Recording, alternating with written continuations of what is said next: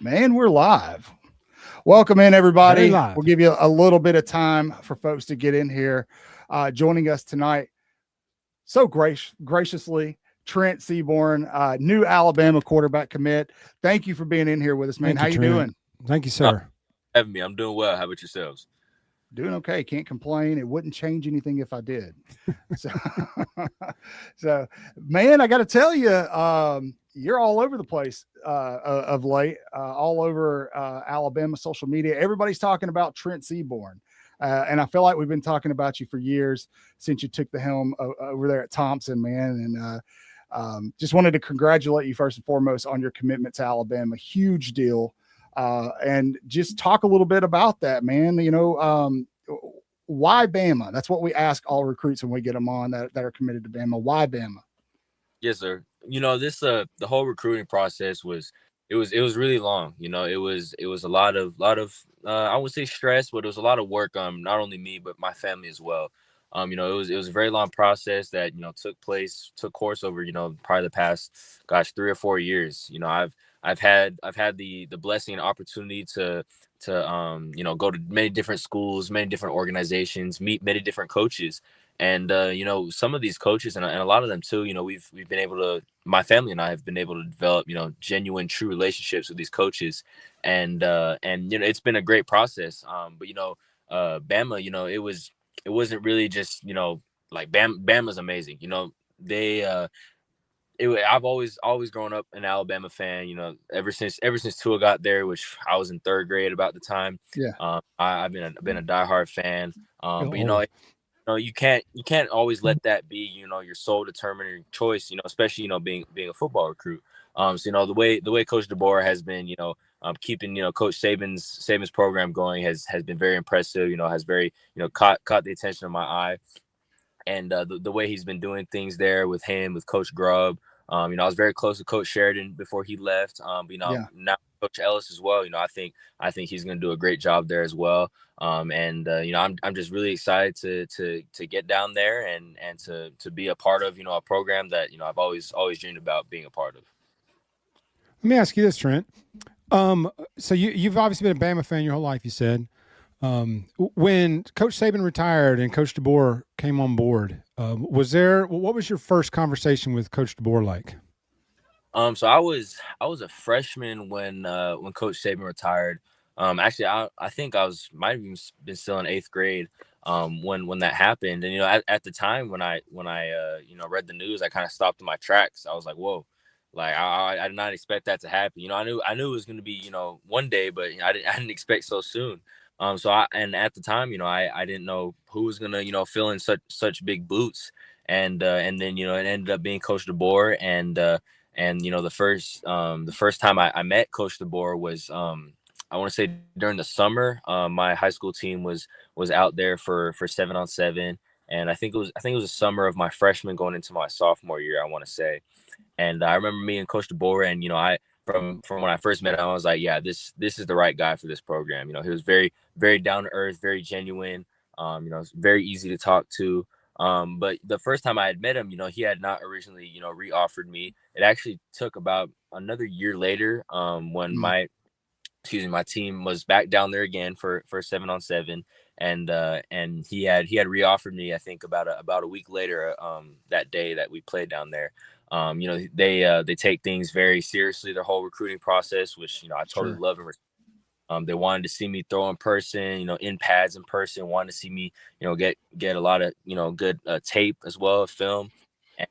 And the way they did that, I knew these guys knew what they were doing. Yeah, fantastic. I got to ask you. You brought up Tua, and you know how Alabama fans view Tua.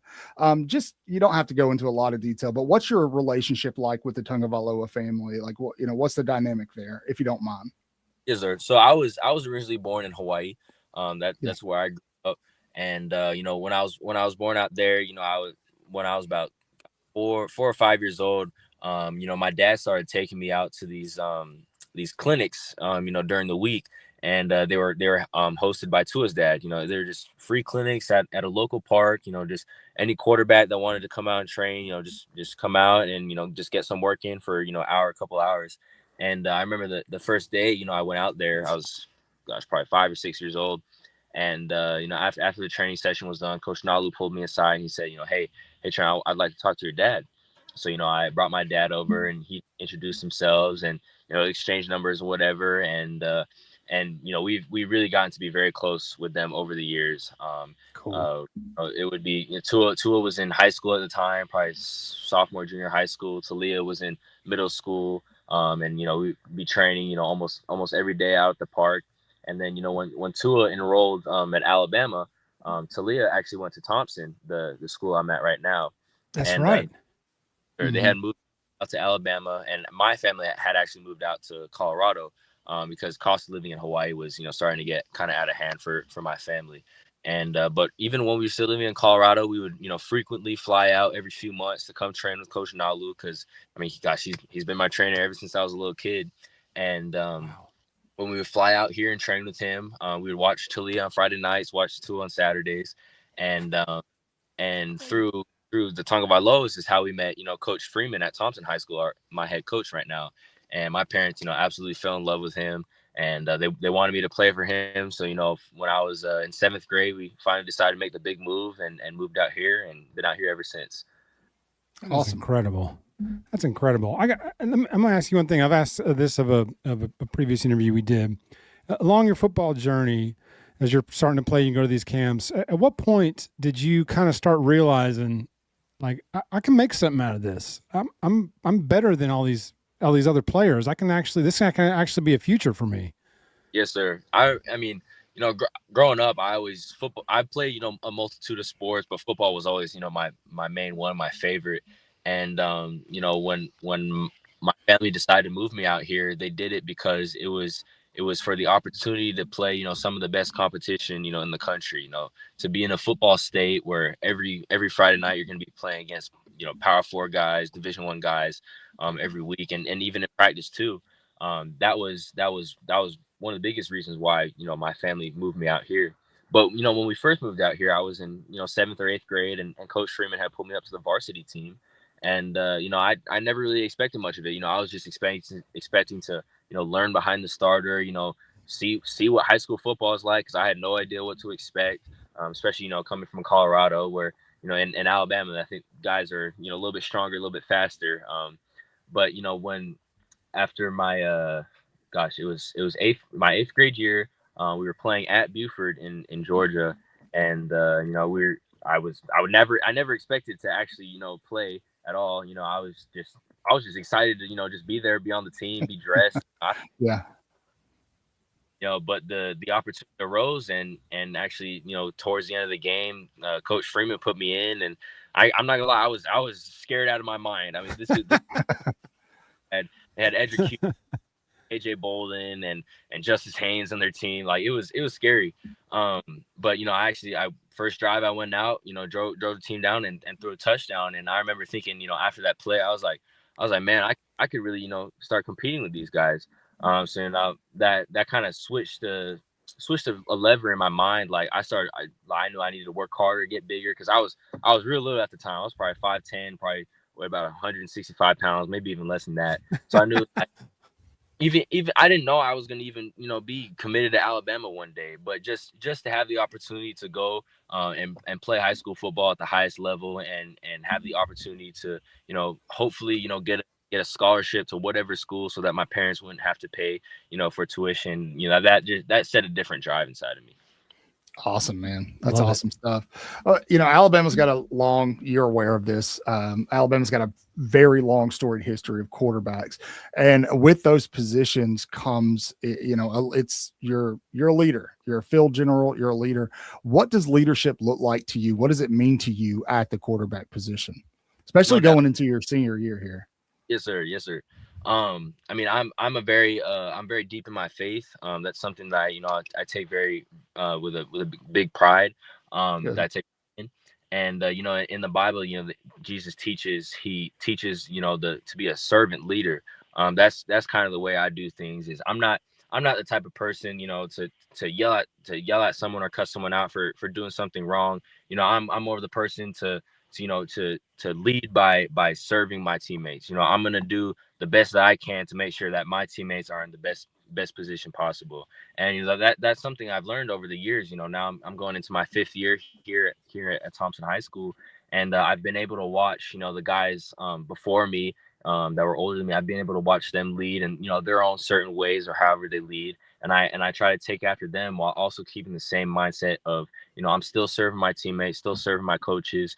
These are the people that come first, and these are the people that have gotten me to where I am right now. So I always try to remember that these guys are the reason why I'm standing here where I am. Awesome. That's awesome. I love hearing the competition thing, like that you don't run from competition. Yeah. That competition will bring the best out of you, and you embrace that. I love hearing that. That's really the way you get better. Is sure. Iron sharpens iron, and if you're playing against weak, average competition, you're not going to sharpen your iron and hit that next level that you're trying to get at. So I love that mindset. Yeah. Absolutely. I got to tell you, one of your former teammates there at Thompson, Anquan Fagans. Yes, sir. Yeah. So Anquan, I just got to tell you, we used to be neighbors when he lived in Oxford, Alabama. He played football with my son. And so I used to go out in the yard with him and my son, and I taught Anquan everything he knows. So I know he's at Auburn, but I just want to put that out there. I'm responsible for the success of Anquan Fagans, just so everybody knows. No, I'm just kidding. Yeah, man, I could go and tell you, first of all, the chat is they're really digging your jacket. I'm gonna ask one fan question, if that's okay, and it comes from Lance Hunter, and he just wants to know, do you have any good friends that are already on the team in Tuscaloosa? Do you have any close friends, things like that? Yeah. I'm really cool with Reb Morgan. He went to Central Phoenix. I played in my freshman year in the state championship. They had beat us that year by 2 points. But I'm cool with him. He's a great guy. I'm cool with Ryan. And then some of the other the newcomers like Sedarian, EJ. Those are guys I'm close with. J Mac. There's another O lineman as well. But yeah, I'm great with all those guys. Yeah, they're all amazing people. That brings up another reason, why I chose Alabama is that, the kids going there are kids that are, willing to die for that team. They are, and that's something that I feel is very important in a team, is a locker room that their minds all on the same thing, and that's to go win a national championship, and that's something that Alabama is special in that they have.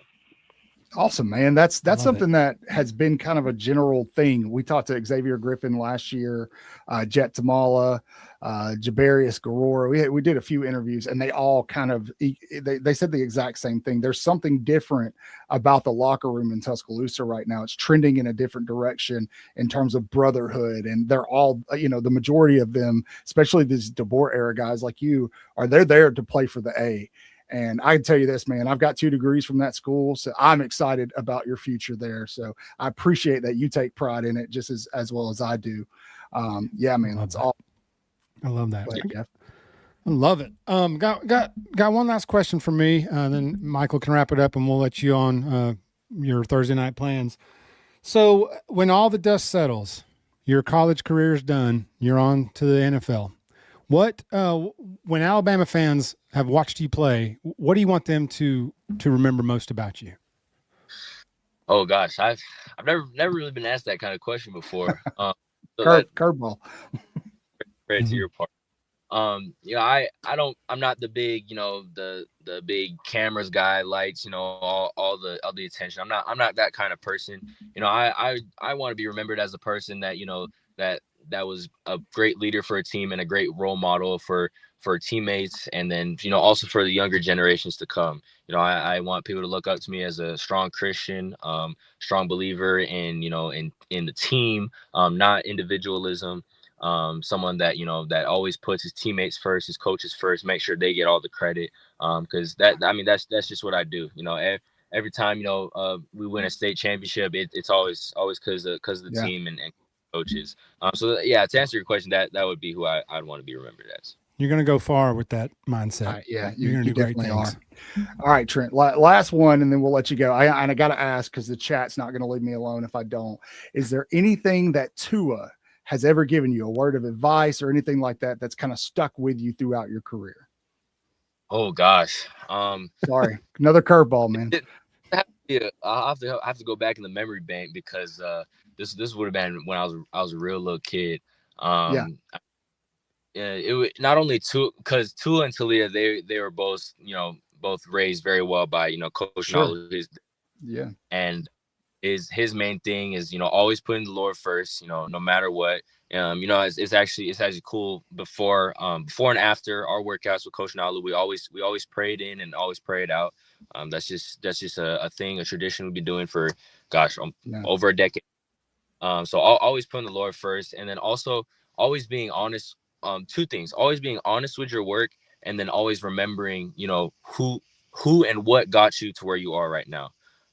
Like always remember, who are the people around you before you got famous, before you got all the accolades. Who are the people that helped you along that way, and then also what did you do to get to where you are? Because if you keep those two things in mind and you keep doing the same thing, then you'll go very far. That's awesome, man. Well said. That's awesome. Well, I know I speak for everybody. You're going to be in Tuscaloosa this weekend, right? I will. Yes, sir. It's a loaded group. I did a video earlier. Fun weekend. It's gonna be there with a lot. You go get the rest of them and bring them on home with you. This week. I'll go ahead and tell you, man, you've got huge fans in us and obviously our chat. Bama Nation's behind you. We're all excited to have you, dude. You fit exactly what I think Alabama needs right now, and a guy who just has pride in the program and wants to play for the A. So from me and everybody else, thank you, dude. We'll let you go and enjoy the rest of your evening. Thank you for joining us, and roll tide, Trent. Roll tide, Trent. All right. Be good. All right, buddy. Thank you. Yeah, man. Awesome, dude. Oh, wow. Awesome. Applause for Trent Seaborn. That was great. Awesome young man. That was great. There's no way that kid's only a junior. He's got to be at least 29. I feel like he's been playing football in high school for somebody that years. mature and that grounded to be in the position he's in, QB1, state championships, toast of the town, Bama. He's got all the reasons to be in, to be full of himself. And he's like, not me. That ain't my game. Yeah. Sorry, chat. I started to bring your stuff up during the interview, and I was like, it's not real super professional. I'll keep it off the screen. So, good choice. Yeah. So I saw you kind of give me the. Yeah, I was like, kill it. No, don't do that. I was like, okay, my bad. But I didn't want to be like, while he was God, talking. Stop it. Kill it. Kill it. I like what he said a lot, because it just reiterates what we've talked about with these other recruits, is that this staff is trying to build a different culture in Tuscaloosa. And I have confidence that they're going to get there. I know a lot of people don't. They don't like Kalen DeBoer. They don't like the staff, but Trent really just reinforced that for me, that I really do think at some point in time, it's going to work. It's going to work. And you need that variable in your locker room to win a national championship. There has to be that galvanization, that cohesion, that brotherhood. And the fact that we've got guys like Trent Seaborn who are ready to install that, it's exciting. It's really exciting. Hey, Jay Bake, that's the first thing we said when he came on before we went live. We were like, nice jacket, brother. And he's like, it belonged to my grandfather. And I was like, was your grandfather Joe Namath? Because I've seen that jacket before in Broadway. Yeah. Lance, chat, great job. You give yourselves a pat on the back. You guys were very mature and you were well behaved, and I'm super impressed by it. I was waiting for some crazy comments. I did not see the one. I haven't scrolled back through, but I wouldn't be surprised if there's some ridiculous in there. And well, I'm sorry I'm sorry, his time constraints. We had to start a little early due to time constraints. So if you didn't catch the first couple of minutes, I'll clip it and post the full thing tomorrow so you can watch it there as well. I hope everybody's. It was like, I got about 15 minutes, and so we were like, roll it. Let's rock and roll, man. So you got it. We only have a small window with these guys. Their schedules are pretty tight. They're being pulled in a lot of different directions. So the fact that he carved out 15 minutes for us is, we just can't thank him enough. And Dumb and Dumber. Be nice, Lance. I asked your question. Come on, man. Be nice. Golly, man, we're not sending DeBoer anywhere, Robbie. The unhinged gumps that think that DeBoer's on the hot seat, going to get fired and want him fired and all that stuff. Y'all tripping, man. DeBoer's building something here. Yes, we had some ugly losses last year. I know. Okay. We're fixing that. We're fixing that. Yeah. Hey, JB, you ever seen that episode of South Park where Cartman is Dog the Bounty Hunter? That's one of the greatest episodes of all time. That's you right now, man. So, but yeah, great point. Character of a champion for sure. He said a lot of the right things, and that maturity level. I mean, he's only a junior going into his senior year, so pretty exciting. What'll be interesting is I think with him, even if Alabama's in the mix for Elijah Haven, Florida's pushing for Haven pretty hard. We'll see how that plays out in the long run. But if Bama lands both of those guys, I don't think Trent flips his commitment just because of Elijah Haven. So I'm really excited for it, man. When we had Jet on last year, who's now a 5-star quarterback, by the way, Jet Tamala, we told you guys, I told you as soon as I saw that kid last year, I was like, watch out, this dude's a gunslinger, and boom, 5-star quarterback now.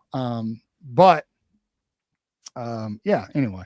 So Joe Namath jacket was popping off. I loved it. It was nice. Before we go any further, I want to do something. Jeff and I had an idea we cooked up this week, and now weekly we will have a Viewer of the Week award, and we're going to issue our first inaugural Viewer of the Week award. And you guys ready? Jeff, we got a drum roll in there. There it is. Boom! Our first Viewer of the Week award goes to Agent Case. We want to say thank you. I know today I had that one guy go absolutely ballistic on me in the chat in the recruiting video. I don't know what that guy's problem was, but you came to bat for me, and I appreciate you. And you, sir, congratulations, are our Viewer of the Week. Big round of applause. All right. All right.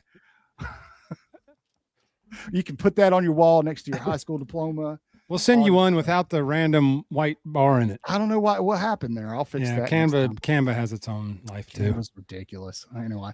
All right. Tech fights way offsides all the time. And me and Cotton are constantly fighting with Tech. So yeah, I don't think people realize the amount of work that goes into just the screen to look the way it does right now. I mean, like Jeff and I have been in. Like, look, guys, we were in here 45 minutes before Trent even jumped in, like arranging stuff and making it look pretty for you guys. It's a lot of work. Trying to get a roadmap. Yeah. Yeah. We have a new member. Uh-oh. Who's the new member? I'm trying to bring it up. It's not working. Hold on. I'm on it. Hold on. Oh, there it is. All right, Nicholas Chardon. Thank you, sir. Welcome to the Waaaay Offsides family. We're happy to have you. Roll Tide. Roll Tide.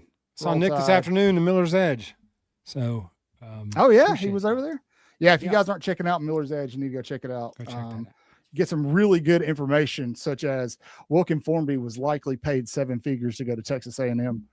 What? Yeah. Have you not heard? What? Yeah, that's what Christian Miller apparently said, is that, and I trust Christian. I mean, if there's anybody we're going to call an insider, it's going to be him. What? He daggone played there. Yeah, somebody I guess over there paid him Casa bump. Yeah.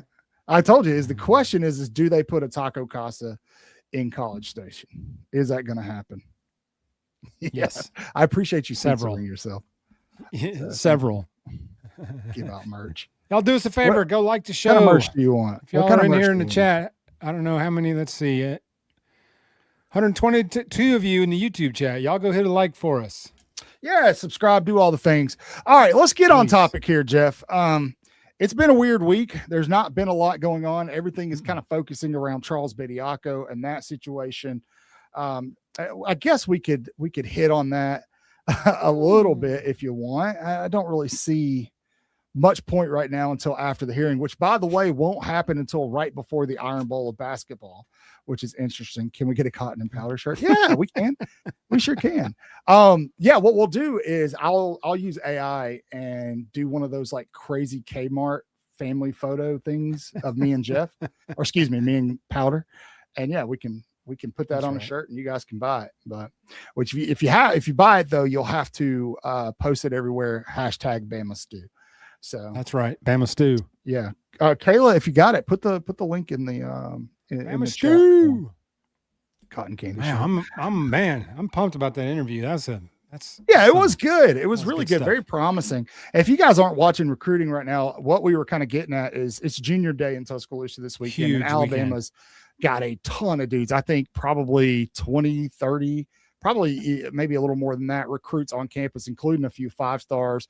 Elijah Haven, Monshon Sales will both be on campus. Caden Moss is going to be on campus. And I think that they might get a verbal commitment out of it. So, yeah, you need to be watching the channel. We'll cover that as we get closer. But also, yeah, well, we didn't really create an itinerary because of Trent. So I'm just trying to go back in my mind, and we're really going to let this be more of a chat-driven live tonight. And we do have a hard out in about 35 minutes, just so everybody knows. But yeah, I will say one more selfish plug. For those of you who do content on YouTube, YouTube's been a little bit of a pain this week. It's kind of hard to drive traffic. The algorithm shifts. So if you guys see a video or short, please feel free to comment, it helps the algorithm. Tell your friends about it as well. So it's not for me, Joe Juwan. It is 9:21 where I am. I'm on the Eastern Coast. So we're going to be done about 10 o'clock my time. So anyway, all right. So this whole Bediako thing, we're like pounding a dead horse. Yeah, because there's opinions all over the place about whether we're cheating. I don't think we're cheating. We haven't done anything that broke any rules. Now, did I think that Nate should have played him? No. But if you're not breaking any rules and the guy's cleared to play, I mean, why not? Absolutely. Why not? I don't have a problem with it. I actually had a conversation with a guy earlier who's kind of he's a free market guy, and he equated that thought and philosophy over to college athletics. I'll be honest, it made a lot of sense. And he brought up this idea, J-Bake, be easy when I say this. We kind of all have this socialist view of college sports, like everybody should be equal for whatever reason. And that's not really a free market. And if they want that in college athletics, then equality across college sports should not matter. So, and there you go, Keith. If you ain't cheating, you ain't trying. And so it's only cheating if you get caught. They had it. They had a need. They filled it. You've got European players from all over the place playing in. I mean, did you guys watch the Purdue game? What was it, week 2? Everybody on that team is from Serbia or something. So, dude, where do you think all those Illinois had like 10 players that were all Serbian? Yeah, maybe it was Illinois I'm thinking of, but it's it is what Nicholas. it is. Thank you, Nick. So, but he's gonna play, so everybody can just get over it. Accept the fact. I'll have to just accept the fact that he's gonna play, and we're gonna have to hear poop about it as long as he does, which is fine. Man, can you imagine they beat Auburn in basketball with Bediako playing? I just want us to play one game with a full roster. That's all. Actually, I'd love to play 6 games in a row with a full roster in March. That'd be great. I don't know if it's going to happen. They can't stay healthy, dude. No, Nate be grinding them up in practice. I mean, we had an off week and lost 2 starters in an off week. I don't know how you do that, but I mean, it's not ideal. Pama beat Russia and MSG. That's true. It was better than the Miracle on Ice, if you ask me. So these comedies out of my dang support. All right, chat. Behave. Y'all can't say too bad stuff in the comment section. YouTube will get us. So, how's everybody feeling about Adrian Clem as a new OL coach? That's. I knew there was something big we needed to be talking about. That's probably there's a little bit of news this week about that. All right, chat. Yeah, let's talk about that. Alabama hires a new offensive line coach. This is the first live really since that's happened. So I want to get your thoughts on the hire. You've had a little bit of time to digest it and get over the emotionality of it. I know a lot of people wanted a big, sexy name. I don't think that was ever realistic. I think there were some big brands out there in the Bama space, content creators that were kind of feeding fans those big names when they shouldn't have been. Not Cotton. I would never do that to you. So, but I'm just saying, and we're not a big brand yet. But so a lot of people got their hopes up. We can be. Yeah, about names like Sam Pittman and Matt Luke. Who else was there? Were they talking about? Scott Huff. I felt like the most realistic option out of those big names was Matt Luke, but that was far-fetched. So Alabama ends up with Adrian Clem. And I did a video on this guy but I'm going to bring this up on the screen again, Jeff. Okay. I'm just going to leave this up for a minute while we chat. So this is his college work. Okay. Not bad when you look at it. You can see where he's been. There's been some progression. There's also been a little bit of regression. Obviously, the thing that stuck out to me the most was sacks allowed. But I'm a numbers guy. Numbers tell a story, and we got to look at the full picture. And when we're looking at numbers, we have to ask the question, why? So I see 2014 at UCLA, 2015 at UCLA. There's a big difference in sacks allowed. And I asked myself, why? Well, I went back, did the research, and basically they went from kind of have this shifting around offensive line to a solid offensive line with actual personnel assigned to each position instead of rotating guys, very similar to what Alabama does. And then you had Rosen, who was a pretty quick in terms of decision making, getting the ball out quick. They schemed very well for him. He was a little mobile. And so I feel pretty confident that if this guy is working this offensive line for a mobile QB, you can look at his numbers there at Oregon. I'm pretty confident that he's going to do a solid job. And obviously Alabama brought him in because they want to do what? Primarily, Jeff, they want to do what? Run the ball. Run the ball. This guy can get you running the football. And that's what Alabama has to do. I stand on it. If Alabama could have run the football in 2025, they likely would have won the national championship. They had the talent to do it.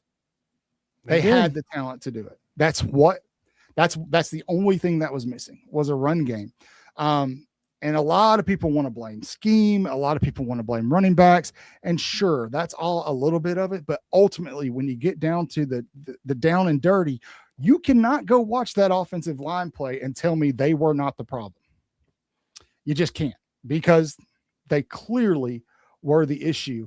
And Clem may not be the most attractive option, but I think he can get Alabama to produce something on the ground. It doesn't have to be 250 yards a game. It can be 100 yards, 120, 130, 150 a game. And that will be enough to take the pressure off of our true mobile quarterback like Keelan Russell or Austin Mack. And I think it can work.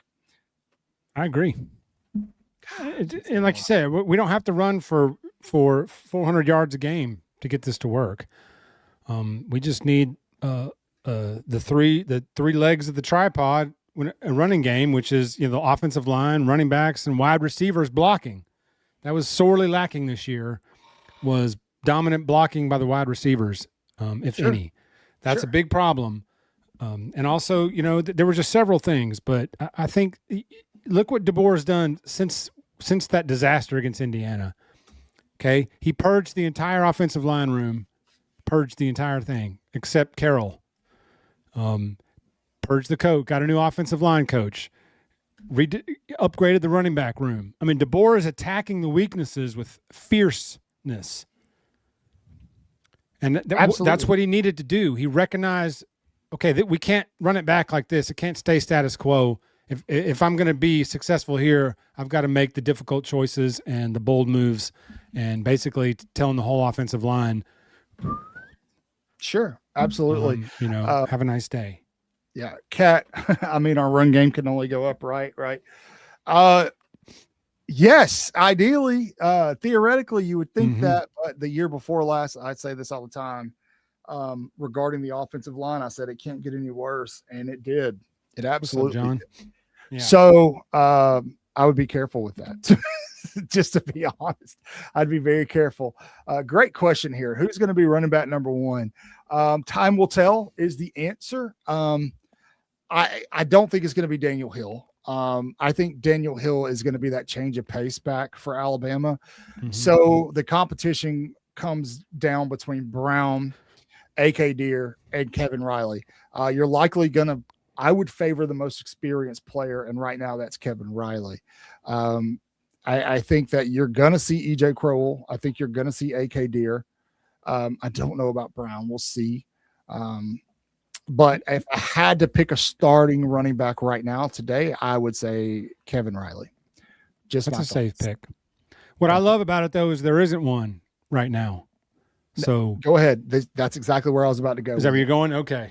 Yeah. We're on the same page because, 2 years we've had kind of a starting RB1 already, despite level or lack of high level of play. So I like the fact that it's a clean slate. I think every position should be clean slate after the way the season ended. Yeah, it certainly will be. The whiteboard should be wiped completely clean. All the positions should be written, and it's like competition begins now.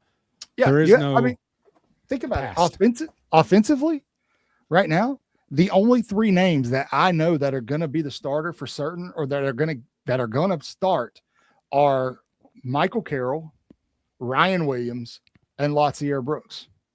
I think I may be missing somebody in there, but those are the only names I'm confident saying they're going to be the starters. What is exciting about that, to me at least, is the competition that we're going to see this spring. There's going to be competition, positional competition all over the field at Alabama. You get the news that you're getting Latham back. That's going to present some competition potentially in the Bandit or the Wolf room. The guys you brought in along the defensive line, Terrence Green, you bring in Zulu from over at South Carolina, obviously the offensive linemen from all over God's green earth that got brought in. It's going to breed competition. And I think this team needs healthy competition in the offseason to kind of reach that apex. I don't think they had that last year. The offensive line, you basically knew who your guys were going to be. And I felt like maybe that's what they were trying to do with all the rotations and things like that. We're trying to breed some competition and some position insecurity. And it backfired, to be honest. Yeah. They did it the year before. And I remember it wasn't very good.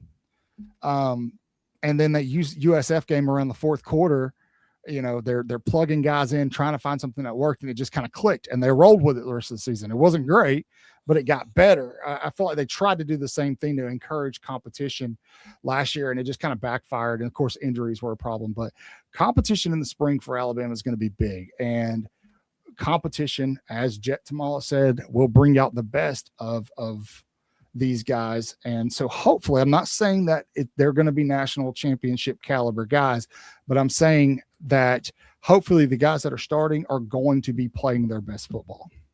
Yes. Healthy competition brings out the best in everyone. That's why I loved what Trent said when we had Jet on. I love Jet saying, hey, I came to Alabama where the quarterback room is stacked because I want to compete against the best. And Trent said the same thing today. He said, competition, I embrace it. I run to it. And what better place to be than in a quarterback room with Mac and Keelan Russell and Jet Tamala and the other 2 that are there. I can't pronounce that guy's name. I can't even pronounce it. Y'all know what I'm talking about. But we're 5 deep in the quarterback room right now, and there are 5 good quarterbacks in that room. Yeah. So I'm not sure who's going to be in that room next year when Trent arrives, but yeah. AJ, I think I agree with you. Sometimes I would just like to hear him come out and just say things as a matter of fact. And I think we got a little bit of that from him in the last 24 hours. He's down at the Senior Bowl and he's been asked about some of the staff changes, and he basically is, without saying it, of course he said it in a politically correct way, but he's basically said, look, it didn't work and it wasn't working as I thought it should. And so we made a change and I like the direction it's going in now. So hopefully, I know everybody kind of wants Kalen DeBoer to change his demeanor a little bit. And I think he absolutely could benefit from being a little more aggressive. Something I've noticed when the media talks to him, they call him Kalen. And that bugs me because I'm like, where's the reverence for this guy? I get it. He's not Coach Saban, but he still should be called Coach DeBoer when they're talking. I agree 100%. Shout out to Emily Grace McWhorter. She always refers to them, even when she's talking to us, as Coach DeBoer, Coach Grubb, Coach Womack. She never calls him by first or last name. It's always Coach whoever we're talking about. So shout out to EG for respect. All right. Yes. This is a good question. I was going to wait and do a full video on this. Hard yes. I'm gonna give you my thoughts entirely on this, and Jeff, you can tell me to shut up if you want. So the MC State McPete says, realistically, do you think Russell legitimately pushes to be the starting QB? Absolutely.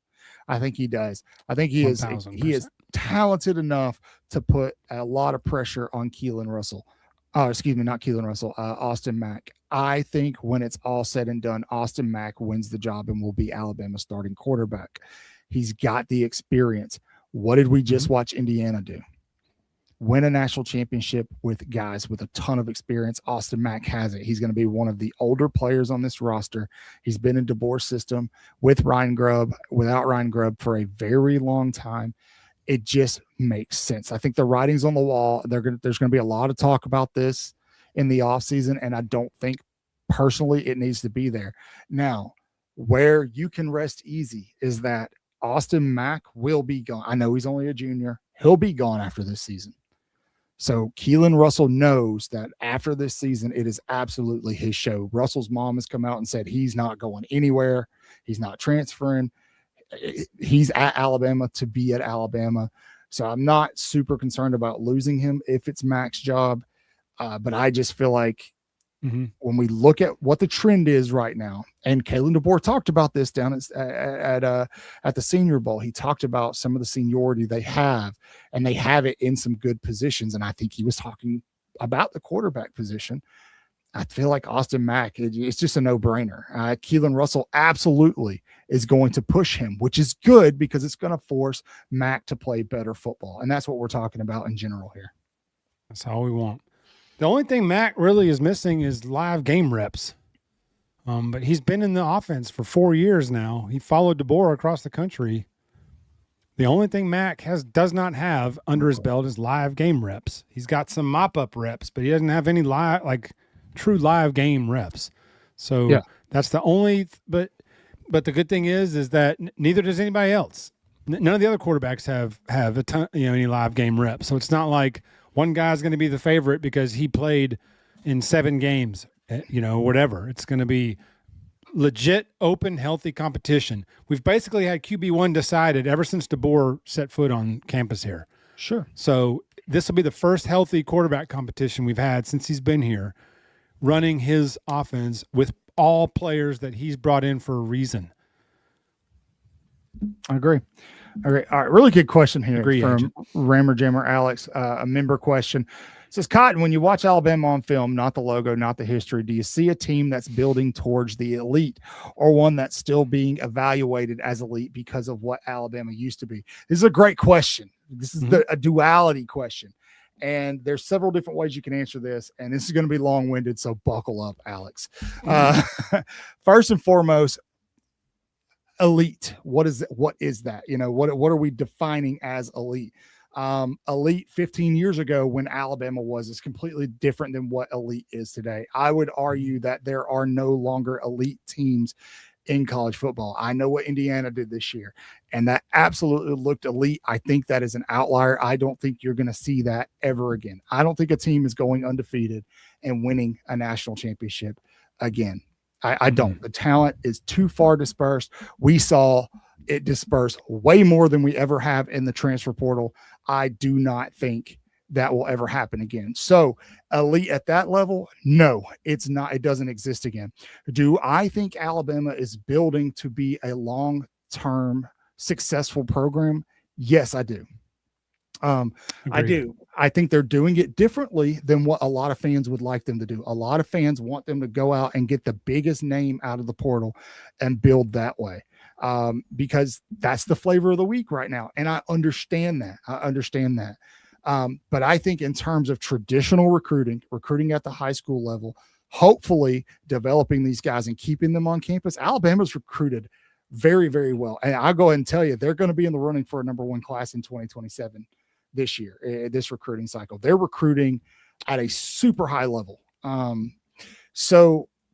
building towards the future. That's how you sustain. Yeah. That's how you build sustainable success is you don't rent a bunch of players every year. Yeah.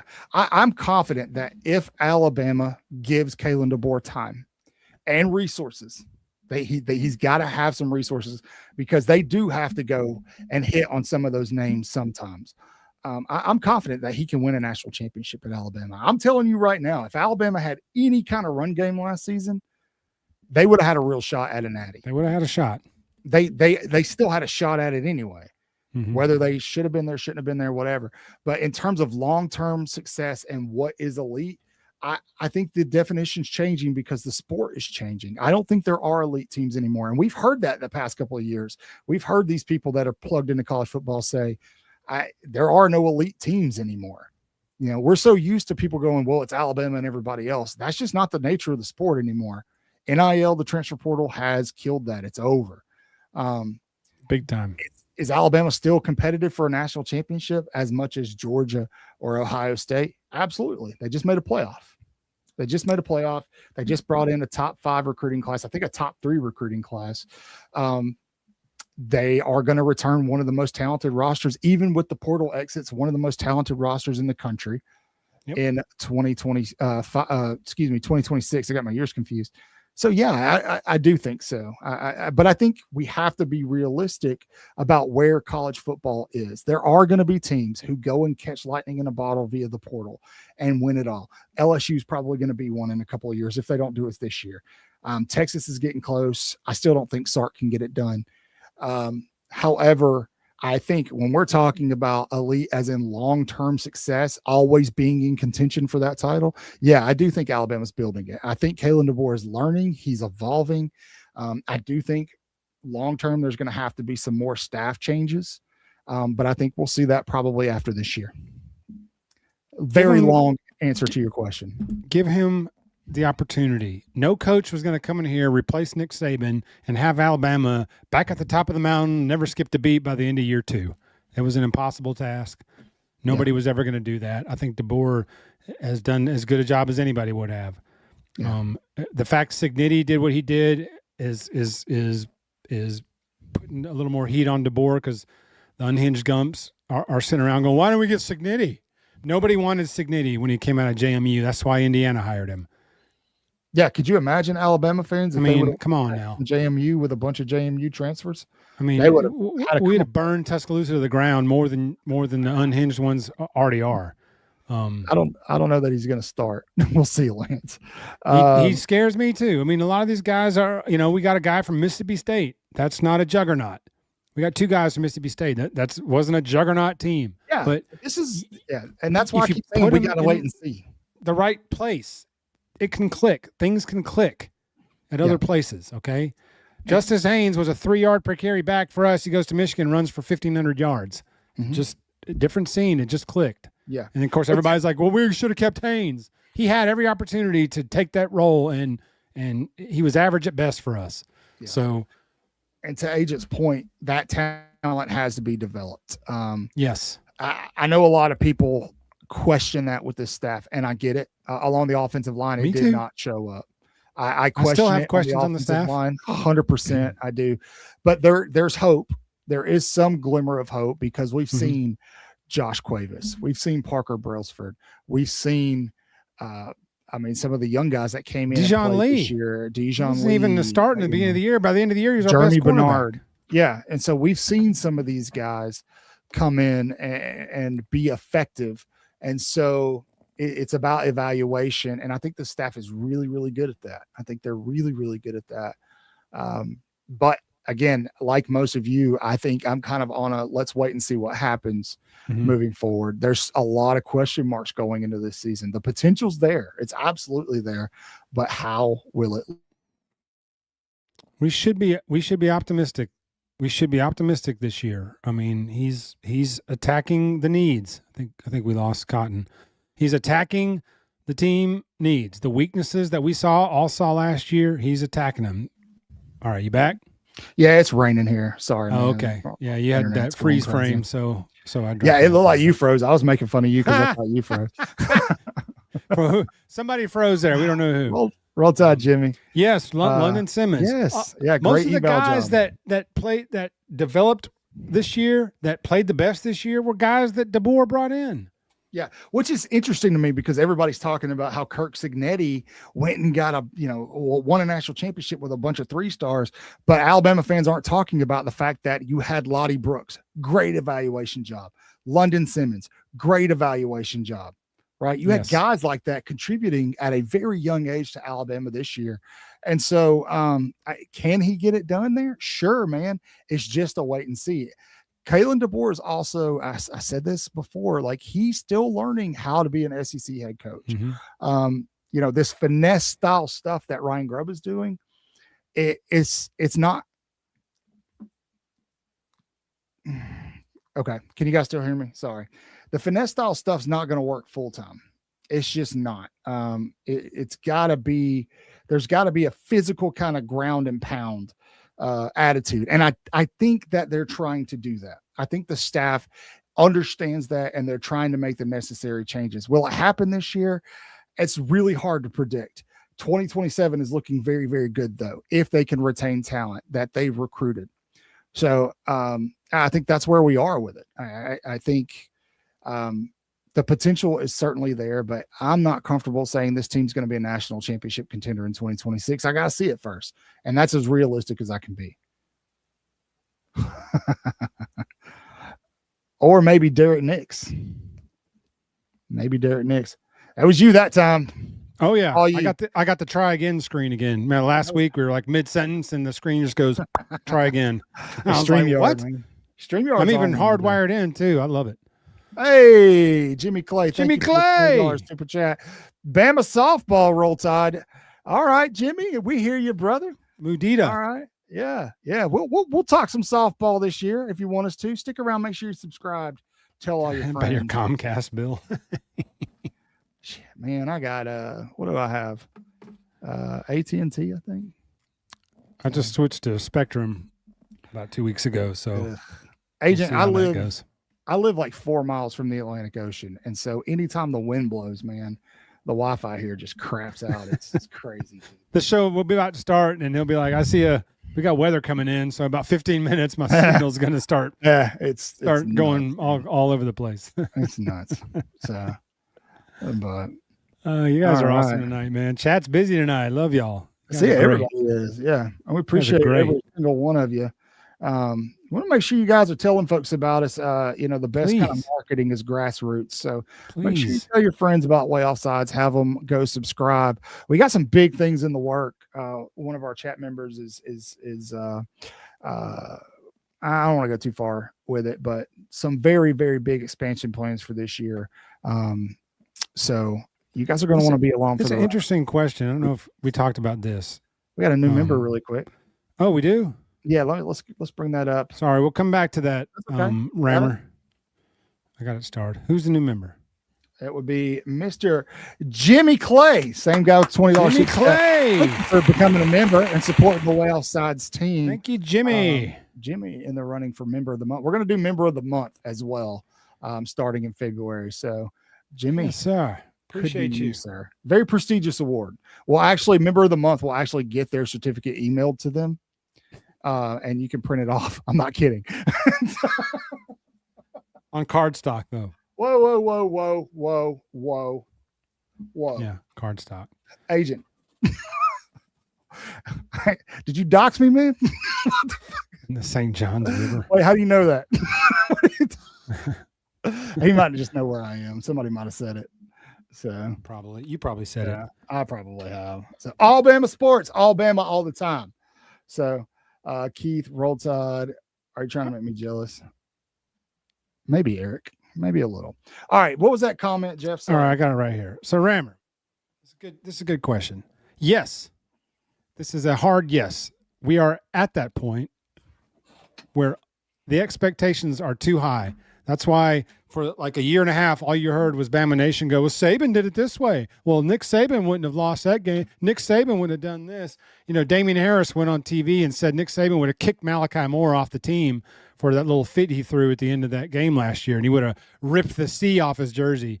And I'm like, well, you don't know because Saban didn't give out captaincies, so you don't know jack what he would have done with that patch on his jersey. And he wouldn't have kicked him off the team.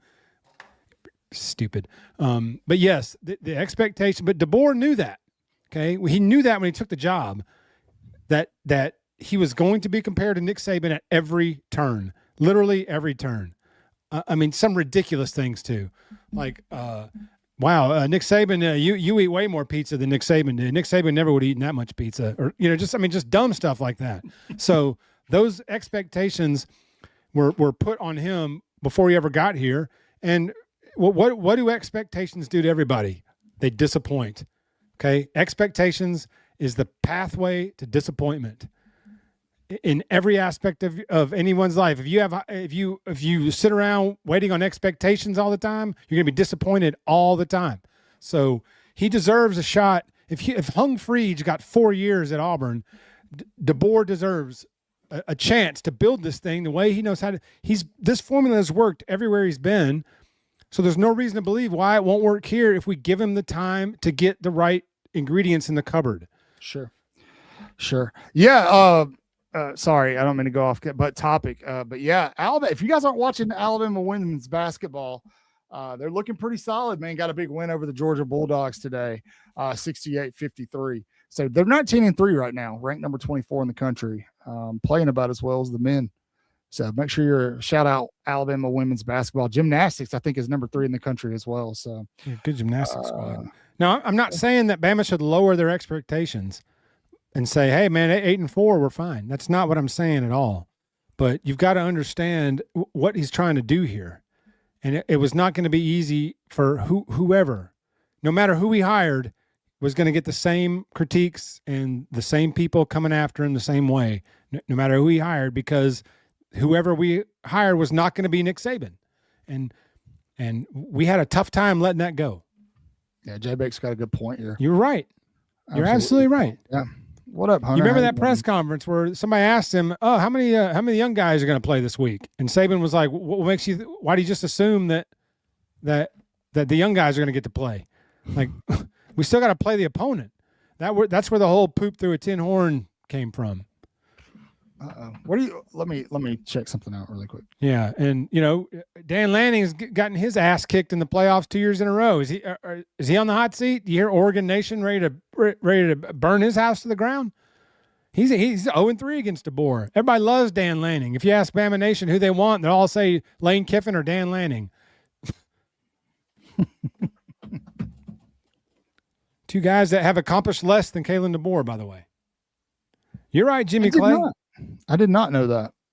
It's interesting. I did not know that. Yeah, Trent. If you guys came in for the Trent Seaborn segment, it was earlier in the show. I'm going to clip it and put it up tomorrow. But he talked about Nick Sheridan a little bit. So, yes, be on the lookout for that. We had to start the show a little bit early, and we only had him for about 15 minutes. His schedule was pretty tight, so he squeezed us in, and we appreciate him for that. So that's why we started a little bit early. Those of you that are hopping in now or coming on now, just go back to the beginning of this episode and you'll see it. This is a good question. Is Alabama going to have an A-Day, their typical traditional A-Day, or a practice like last year?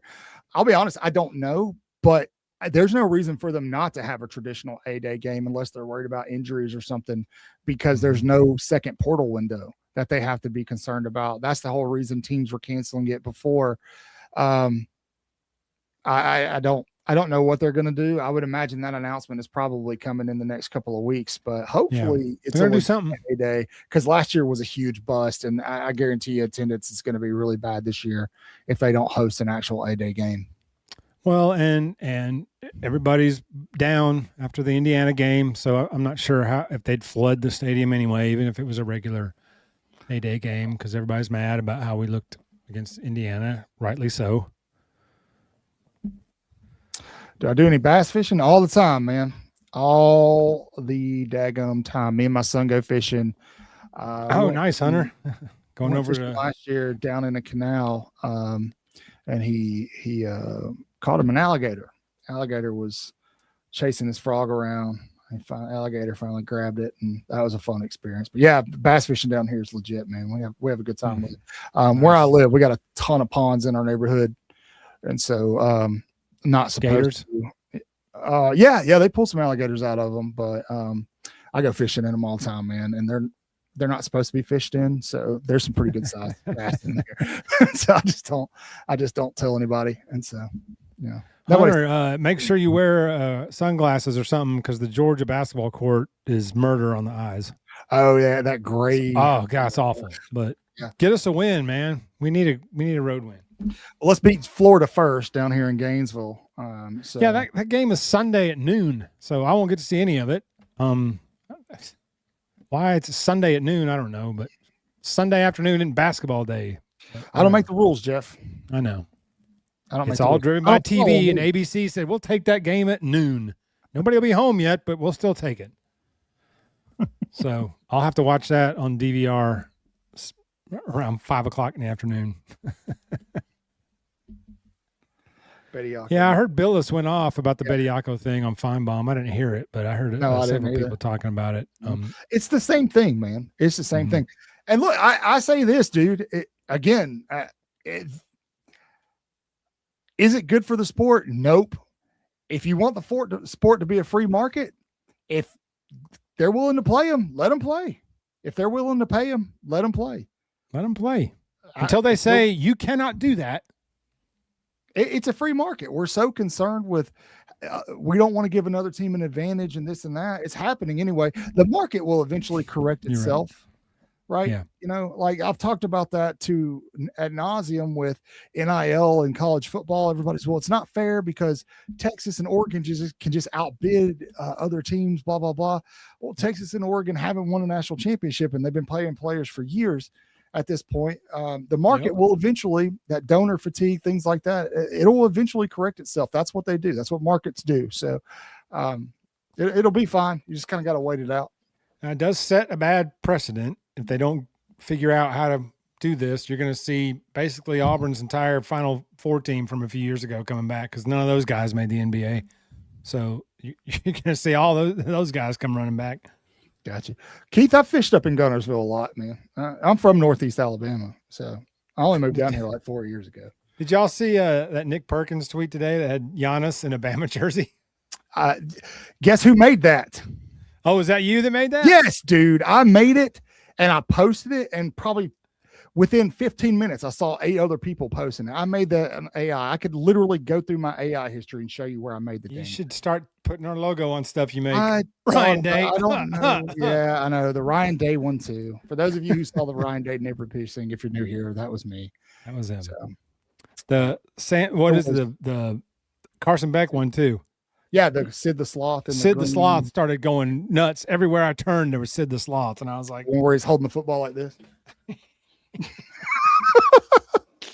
That's crazy. I had no idea that was you that did the Giannis thing. I just saw that on Nick Perkins' tweet. I sure did. I'll tell you what, it's all fun and games. That's right. It's all fun and games until LeBron James shows up somewhere with 4 years of eligibility to play college basketball. Well, he'll be 50. And gosh, let him play, baby. The way he flops, Pat Adams would have to get a new whistle before the game was even over. Or Doug Shows. Let's see my ChatGPT history. You don't want to. Hold on, and I'll show you. I'm going to show you right now. All right. You guys know I'm not BSing you. Hold on. Give me a second. I'll bring it up. He's got receipts. I do. I'll tell you, it was me. I did it yesterday. Uh-oh. Bring it up. Wait, this. I did. Yes, 100%. Hunter. That was me. That was Cotton. If you go look at my X account, it's the pinned tweet in my X account. There's even a video he did showing how he did that. He even made a video on how he did that. That was me. But yes, that was the Ryan Day pick belongs to my man here. There you go. Put him in an Alabama basketball jersey. I made it. Oh, that's awesome. That is so awesome. Timmy! Y'all thought I was kidding. So Google, you can't see my Google history. Nothing. Yes, I think Clem was on the Pat staff when they won 3 of them, I think. I think he was a member on the Patriots. Player. Either one. He was in the room. He's got 3 rings, I think, from New England in some capacity. Jeff, before we go, can you explain, because a lot of fans are pointing towards his stint with the Steelers as a reason why he's not a good hire. Can you kind of explain that a little bit, jump into that? There are a lot of factors when you have to start talking about the Steeler offense, okay? Mike Tomlin being one of them, and a prehistoric philosophy on how to play offense. 3 of the worst offensive coordinators in the history of the NFL all were back-to-back-to-back Steeler offensive coordinators, which is why our offense is the bottom of the league for going 5, 6, 8 years now. The one thing about Clem with the Steelers is they didn't give up a lot of sacks. Okay, they didn't blow anybody away though. Just the way Tomlin ran that offensive philosophy was, we're bringing in a coordinator, but you have to put it in this box. And you can call your own plays, but they have to be out of this box. Everything has to be outside the numbers, under 10 yards. That's however you want to do it. But that's how it has to be. Najee actually ran for like 1,200 yards on that team that year that Clem was there. But, Clem didn't finish the year. He took the Oregon job about 3/4 of the way through that NFL season. He took the Oregon job and was gone. So, there was a combination of many different factors but I wouldn't look at it as a total dud. I mean, they didn't give a lot of sacks. That's good. They had a 1,200-yard rusher. So it's hard to gauge anybody on offense that plays for the Steelers. They're just brutal. Jimmy, thanks for the $10 super chat, Jimmy. You NCAA, it's your fault, pal. I wouldn't have called him pal, Jimmy. Thank you for the super chat. Yeah, Jimmy, I wouldn't call the NCAA pal. They're not your call friend. them. They don't care about us. I would call them soon to be defunct NCAA. Yeah, soon to be disbanded NCAA. Soon to be bought out by a private equity firm, and that'll be the end of it. Yep, absolutely. All right, guys, it is that time. I'm going to go spend some time with my family. I know Jeff's got to be early out tonight. Big thank you again to Trent Seaborn for jumping on with us. Thank live. you, Trent. Like I said, you guys can either go back and watch that tonight. Wait till I turn monetization on the video, please.